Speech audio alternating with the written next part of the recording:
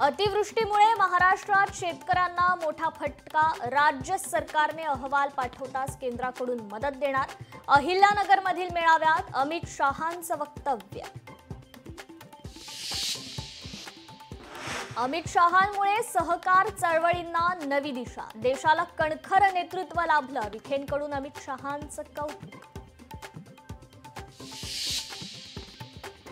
अमित शहा मुख्यमंत्री आणि दोन्ही उपमुख्यमंत्र्यांमध्ये चर्चा। चारही नेत्यांमध्ये बंद दाराआड चर्चा। सूत्रांची माहिती।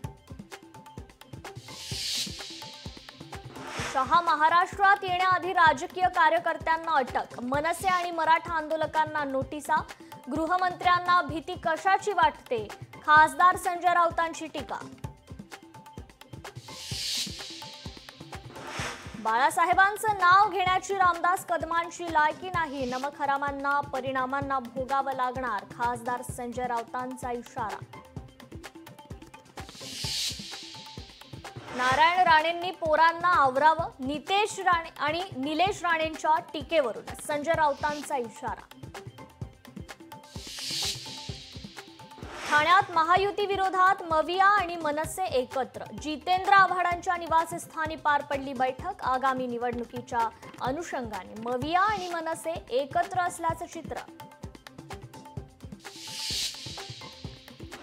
मुंबईसह कोकणाला शक्ती चक्रीवादळाचा इशारा। 4 ते 7 ऑक्टोबर दरम्यान वादळ धडकण्याचा अंदाज। मुंबईसह कोकण किनारपट्टीसाठी रेड अलर्ट जारी।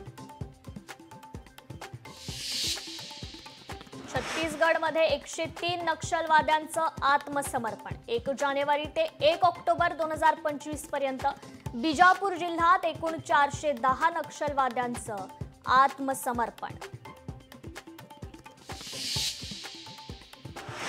आज भारत पाकिस्तान महिला संघ भिडणार। कोलंबोत रंगणार ICC वन डे विश्वचषक सामना।